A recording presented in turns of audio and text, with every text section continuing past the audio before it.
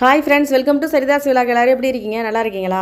சிறகடிக்க ஆசையில் பார்த்தீங்கன்னா என்ன நடந்துச்சுனாக்கா, நம்ம ரோகிணியோட மாமா மீனாவுக்கு பயந்துக்கிட்டு மனோஜ் கடைக்குள்ளே வந்துட்டாரா.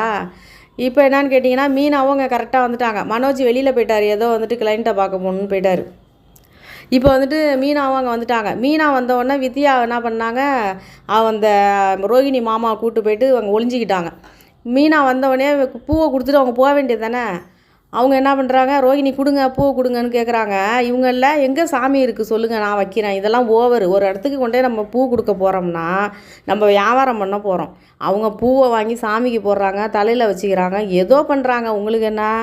இவங்க என்னன்னாக்கா, மீனா கொஞ்சம் அதிக பிரசங்கி. நானே வச்சுட்டு போகிறேன் சாமிக்கு. அவங்கவுங்க வீட்டு சாமிக்கு அவங்கவுங்க தான் பூ வைப்பாங்க. அவங்கவுங்க கடை வச்சுருக்காங்கன்னா அவங்கவுங்க தான் பூ வைப்பாங்க. இவங்க யார்? இவங்க வியாபாரம் பண்ண வந்தாங்கன்னா காசை வாங்கிக்கிட்டு போய்கிட்டே இருக்கணும், அவ்வளோதான். ஆனால் மீனா எல்லாத்துலேயும் கொஞ்சம் அதிக பிரசங்கி. இங்கேருந்து போகிறாங்களா, போனவொடனே ரோகிணி கொடுங்க, பூவை கொடுங்க, கொடுங்க மீனாங்கிறாங்க. எங்கே சாமி வச்சுருக்கீங்க சொல்லுங்கள், நானே போடுறேன் அப்படின்னு. உங்களுக்கு எதுக்கு கஷ்டம், நானே சாமிக்கு போட்டுக்கிறேன் பரவாயில்லங்கிறாங்க. இல்லை, நானே எல்லாருக்கும் நான் பூ கொடுக்க போகிற இடத்துலலாம் நான் தான் அந்த சாமிக்கு பூவை வச்சுட்டு வருவேன் அப்படிங்கிறாங்க. அப்புறமே என்னன்னாக்கா, சாமி ஃபோட்டோ ரோகிணிங்க கொடுங்க, நானே வச்சுக்கிறேன்னு சொல்லிட்டு ரோகிணி, ஐயோ அதை எதில் தான் அவங்கள சேர்க்குறதுன்னு தெரில. சாமி படத்துக்கு பூ போடுறவங்க அந்த படத்து மேலேயே அப்படியே கொண்டு அங்கே போடணும் பூவை. அப்போ ஃபோட்டோவை கையில் எடுத்துக்கிட்டாங்க. ஃபோட்டோவை கையில் எடுத்துகிட்டு பூ எப்படி போடுவீங்க? அப்படியே வளண்டு உழுவுது. அவங்க மாமா பார்த்துட்டு சொல்கிறாரு, இந்த பொண்ணுக்கு, ரோகிணி பொண்ணுக்கு பூ கூடவா வைக்க தெரியாது சாமி ஃபோட்டோவுக்கு, நான் போய் வச்சுட்டு வரட்டுமாங்கிறார். ஐயோ நீ கம்முன்னு நில்லுங்க இங்கே அப்படின்ட்டு வித்யா பிடிச்சி வச்சுருக்காங்க. இப்போ என்னென்னா, மீனா இங்கே கொடுங்க, எதுக்கு இவ்வளோ பதட்டமாக இருக்கீங்க அப்படின்னு சொல்லிட்டு டக்குன்னு அவங்க வாங்கி பூவை போடுறாங்க. இவங்க பூவை சாமிக்கு போட்டுக்கிட்டே மீனா என்ன சொல்கிறாங்க, ரோகிணி நான் உங்கள் மாமாவை பார்த்தேன் அப்படின்னு. எங்கள் மாமாவை பார்த்தீங்களா? எங்கள் மாமாவை பார்க்கணுன்னா நீங்கள் மலேசியா தானே போகணும் அப்படின்னா. அப்படிலாம் ஒன்றும் கிடையாது, உங்கள் மாமா அங்கே தான் என்னை பார்த்துட்டு அவர் வேகமாக பைக்கில் போயிட்டார், அவரை ஃபாலோ பண்ணிகிட்டே வந்தேன், எங்கே போனார்னே தெரில அப்படின்னா. அப்படிலாம் சான்ஸே இல்லை அவர் இங்கே இருக்கிறதுக்கு அப்படின்னோடனே, இல்லை நான் உங்கள் மாமாவை தான் பார்த்தேன் அப்படின்னு சொல்கிறாங்க. ஆனால் இவங்க முகம் மாறிடுது ரோகிணிக்கு டக்குன்னு. அடுத்து பார்த்திங்கன்னா, மனோஜ் எங்கேருந்து வராரு. மனோஜ் எங்கேருந்து பூ மாதம் பில்லு வாங்கிக்கோ, டெய்லி பூ வந்துடணும் இங்கே அப்படி இப்படி சொல்லி அவர் சொல்கிறாரு. அப்புறம் பார்த்தாக்கா முத்து என்ன பண்ணுறாரு, அவர் செல்வத்தை கூப்பிட்டுட்டு அங்கே வராரு. ஃப்ரிட்ஜு வாங்கணும் என் ஃப்ரெண்டுக்கு அப்படின்னா, இன்ஸ்டால்மெண்ட்லலாம் கிடையாது அப்படிங்கிறாரு மனோஜ். ஏய் என்ன நினச்சிக்கிட்டு இருக்க அப்படின்னு அவரு தேவையில்லாத பிரச்சனை. முத்து கடை பார்த்து கொடுத்தது முத்து தான். ஆனாலும் யாரையுமே கூட்டுரு இந்த காலத்துலலாம் யாரையும் கூட்டுரு ஜாமீன் போடுற வேலை வச்சுக்கக்கூடாது. அது தெரிய மாட்டேங்குது. ஃப்ரெண்டு தான், ஃப்ரெண்டாக இருந்தால் நான் என்ன அண்ணன் கடையில் தான் வாங்கணுமா? இன்ஸ்டால்மெண்ட்டில் கூவி எங்கே வேணாலும் போய் பொருள் வாங்கலாம். இவர் அவங்க அண்ணனுக்கு ஒரு கஸ்டமரை கொண்டாந்து கொடுக்கலான்னு கூப்பிட்டு வராரு. நல்லா அசிங்கப்பட்டு போனார். இவங்க என்ன பண்ணுறாங்க, அந்த ஃப்ரிட்ஜுக்குள்ளே இப்போ ஒளிய வச்சுட்டாங்க ரோகிணியோட மாமாவை. முத்துவும் வந்தாச்சு, மீனாவும் அங்கே வந்தாச்சு, மனோஜும் வந்தாச்சு.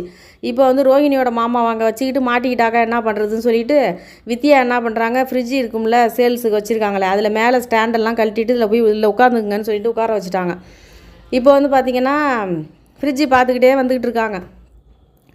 இவர் சொல்கிறாரு, செல்வம் சொல்கிறாரு, அந்த ஃப்ரிட்ஜு நல்லா இருக்குன்னு. எது? அந்த ரோகிணியோட மாமாவை ஒளிய வச்சுருக்காங்களே அந்த ஃப்ரிட்ஜு. அங்கே வித்யா பக்கத்துலேயே நிற்கிறாங்க.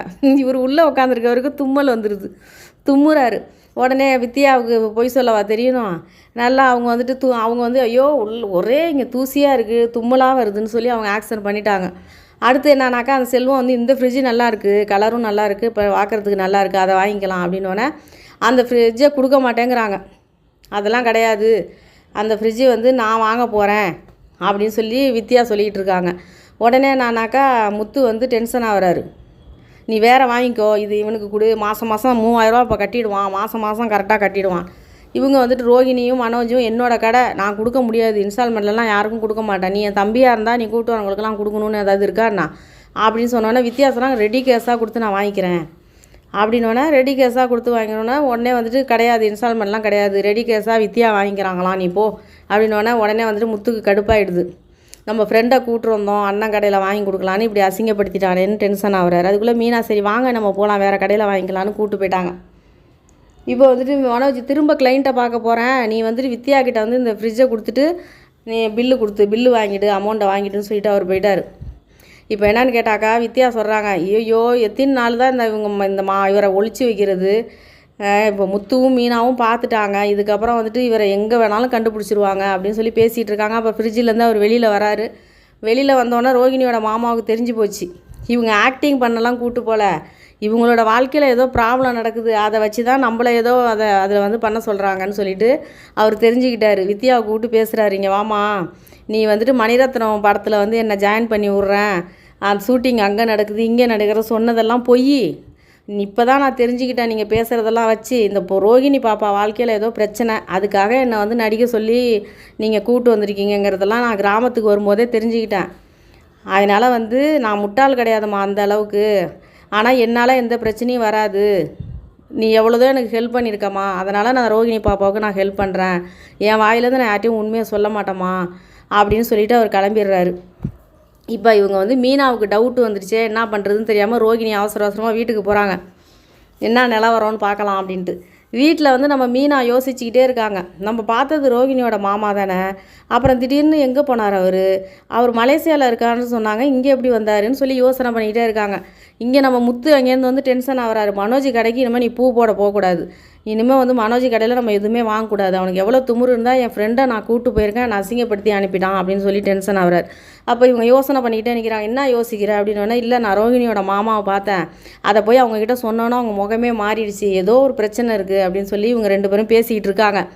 உடனே வந்துட்டு மலேசியாவில் வந்து எங்கள் அப்பா இருக்காங்கன்னு சொல்லி ரோகிணி சொன்னிச்சு தில்லுமுள்ளு, மறுபடியும் என்னென்னா மலேசியாவில் எங்கள் மாமா இருக்காருன்னு சொன்னிச்சு, அப்புறம் ஊருக்கு மாமா வந்தார், அப்புறம் அவங்க அப்பா பணம் அனுப்புனார், ஏதோ ஒன்று இருக்குது, அது என்னான்னு தெரில, ஏதோ ஒரு வில்லங்கம் இருக்குது மீனா இதில் அப்படின்னு சொல்லி முத்துவும் மீனாவும் பேசிகிட்டு இருக்காங்க. இதை ரோகிணி ஒட்டு கேட்டுட்டு நிற்கிது, ஆகா நம்ம மேலே டவுட் வந்துருச்சு, இதுக்கப்புறம் என்ன ஆக போதோ தெரிலன்னு ஒட்டு கேட்டுக்கிட்டு இருக்காங்க. இதோட முடிச்சிட்டாங்க.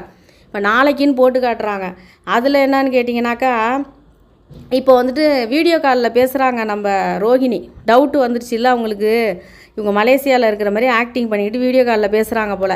இதை மீனா சொல்கிறாங்க, ஐயோ நான் தாங்க யாரையோ பார்த்துட்டு ரோகிணியோட மாமான்னு சொல்லிட்டேன், இவங்க வீடியோ காலில் பேசிகிட்டு இருக்காங்க ரோகிணி மலேசியாவில் அவங்க மாமா கிட்டக்க அப்படின்னோடனே, உடனே வந்துட்டு முத்து சொல்கிறார், இப்போ தான் எனக்கு டவுட்டு கன்ஃபார்ம் ஆகுது, இப்போல்லாம் எவ்வளோதோ டெக்னாலஜிலாம் வளர்ந்துருச்சு மீனா, நீ இன்னும் அப்படியே இருக்கியா, வீடியோ காலில் எப்படி வேணாலும் யார்கிட்ட வேணாலும் பேசலாம், வந்துட்டு ஏதோ ஒன்று இருக்குது, இந்த பார்லர் அம்மா வந்து ஏதோ ஒரு உண்மையை மறைக்குது, ஏதோ வில்லங்கம் இருக்குது அது விஷயத்தில், அது என்னங்கிறது தெரில அப்படின்னு சொல்லி இவங்க பேசிக்கிறாங்க. இதோட இருக்குது முத்துவுக்கும் மீனாவுக்கும் சின்னதாக ஒரு டவுட்டு ஆரம்பிச்சிருச்சு, இதுக்கப்புறம் தோண்ட ஆரம்பிச்சிருவாங்க.